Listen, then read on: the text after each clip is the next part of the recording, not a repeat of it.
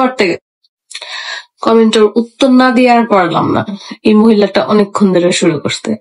আমার কথা হইতেছে মানে এরই কই থেকে আসে, মানে ওদের যে এত চুলকানি না জেনে না বুঝে একটা মানুষের ব্লেম দিয়া দিলাম।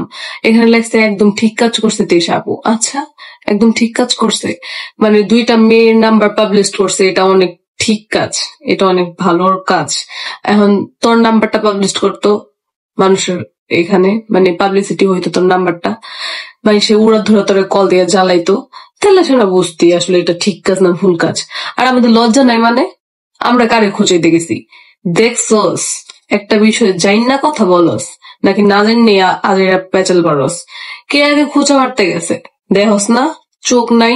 তোর মায়ে যে খোঁচাখুচি করে ওদিক দিয়ে তোর চোখ নাই? ফালতু মহিলা কোথাকার। তোদের মতন মহিলারে পাইলে যে কি করা উচিত, পাবলিকের মাইট ছাড়া তোর আর কিছুই ডিজার্ভ করস না। ফালতু মহিলা কোথা।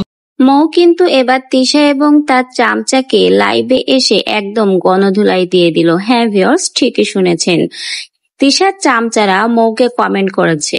এর পরবর্তীতে মৌ কিন্তু ক্ষিপ্ত হয়ে লাইভে আসে এবং তিশা আর তার চামচাকে কিন্তু একেবারে ধুয়ে দিয়েছে।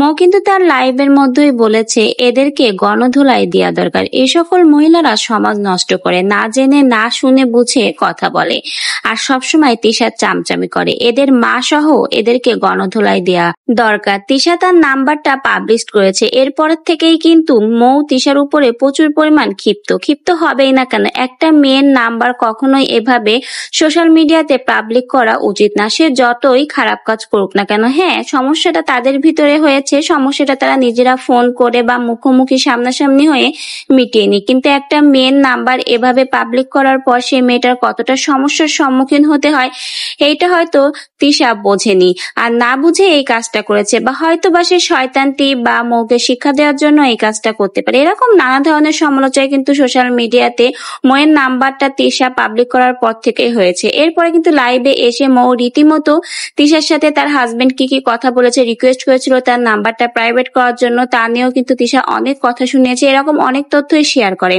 আবারও কিন্তু এবার লাইভে এসে তিশা এবং তার চামচাকে একদম ধুয়ে দিল, বলেছে এই সকল মহিলারাই নাকি সমাজ নষ্ট করে, এদেরকে পাবলিকের গণধুলাই দেওয়া দরকার, গণধুলাই না খেলে নাকি সোজা হয় না।